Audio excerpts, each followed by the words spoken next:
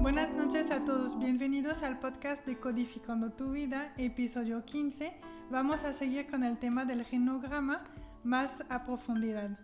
Daniel, ¿nos puedes dar una definición de lo que es un genograma? Sí, claro, el genograma es una representación gráfica del sistema familiar. Es similar a lo que es un organigrama en el que, verán en los organigramas que están todos los miembros de la organización y se plasman por niveles jerárquicos, y en el genograma es lo mismito o algo similar, pero con el sistema familiar. Ok, yo por ejemplo, si me gustaría hacer mi genograma, ¿con cuántas generaciones podría empezar? Un básico. Un básico podrían ser por lo menos 3. A veces es complicado lo que platicábamos anteriormente, ¿no? No tenemos toda la información, pero, por ejemplo, te puedes colocar a ti, a tus papás y a tus abuelos. Aunque no los conozcamos, podemos empezar con un básico de tú, papás y abuelos. Ok, y aunque no conozco a mis papás, por ejemplo, en el caso de las personas que son adoptivos. Uh-huh. Sí, es un poquito más complejo. En el genograma, por ejemplo, aunque no los conozcas, se plasma, se representa con algunas figuras que más adelante platicamos cuáles son. Y también se integran a los papás adoptivos y obviamente los papás biológicos. Y también tiene su simbología. Por ejemplo, depende de en qué momento de la vida fueron los papás adoptivos. Se colocan de cierta manera para que podamos entender que están los biológicos y los adoptivos también. Pero sí es posible. Ok, entonces por lo que entiendo, pues sí están los dos sistemas, tanto de los biológicos que los papás adoptivos, en el genograma de una persona adoptiva. Y hablando de estos diferentes casos, ¿nos podrías platicar un poquito acerca de la simbología que se usa para el genograma? Sí, la simbología hay una general, sin embargo hay algunos autores que manejan algunas pequeñas variaciones, y también va a depender de estos autores en los que la persona que lo haga se base. Y de manera general, para los varones se utiliza un cuadrado o un triángulo, y para las mujeres se utiliza un círculo.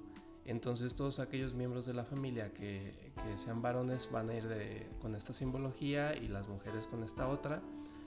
Y por ejemplo hay representaciones para aquellos que ya fallecieron, para abortos, sean inducidos o sean espontáneos. Hay también que incluirlos, porque más adelante vamos a platicar acerca de la utilidad del genograma en la cuestión terapéutica. Sin desviarme de la parte de la simbología, hay por ejemplo manera de conectar a miembros de la familia, porque también se puede plasmar la relación que había entre ellos. Si a lo mejor en alguna época de la historia familiar hubo pleitos, con algunas líneas se marca que hubo conflictos o relaciones no tan favorables, y viceversa, a lo mejor hubo relaciones muy cercanas y también se pueden plasmar.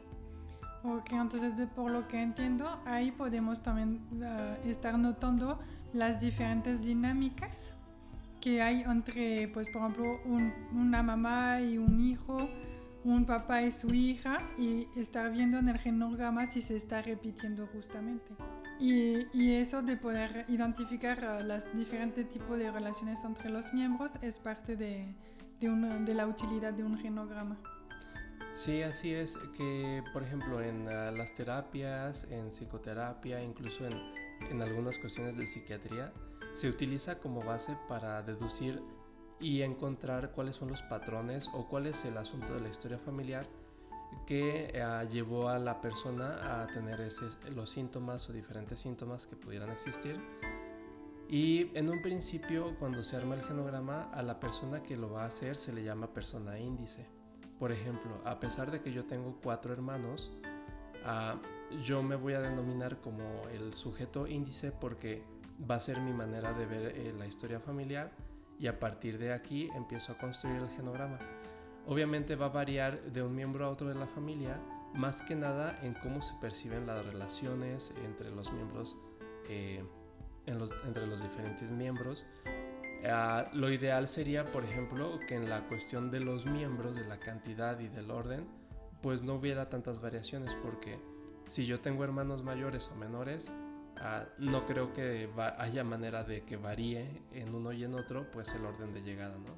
Se utiliza para observar las dinámicas y por lo tanto hacer que los síntomas pues vayan disminuyendo o encontrar la imagen de solución. ¿En qué más nos puede servir? De manera general nos sirve para encontrar un sentido en la historia, observar de dónde vienen algunos patrones familiares. Por ejemplo, más adelante en otro podcast vamos a ver lo que son las lealtades por fechas, por nombres. Hay también órdenes en la llegada de los hijos que se repiten, entonces se pueden observar síndromes de aniversario, patrones repetitivos, y entonces también se puede observar las dinámicas en relación a la terapia sistémica, lo que platicábamos de los órdenes del amor, que eran pertenencia, jerarquía y equilibrio. Entonces, al momento de revisar el genograma, podemos observar si hay alguna jerarquía que está corrompida, en la que alguien se está cambiando de lugar. Podemos ver miembros excluidos, algunos que no se toman en cuenta o que se prefieren no mencionar. Secretos familiares, obviamente, y pues también dentro de la historia familiar la cuestión del equilibrio. Ok, muchas gracias por toda esa información. En el próximo podcast vamos a estar revisando justamente ese tema de las afinidades entre los miembros, que sea entre hermanos o que sea entre las diferentes generaciones. Entonces nos queda despedirnos de ustedes, les deseamos una buena noche y nos vemos dentro de una semana. Bye. Hasta luego.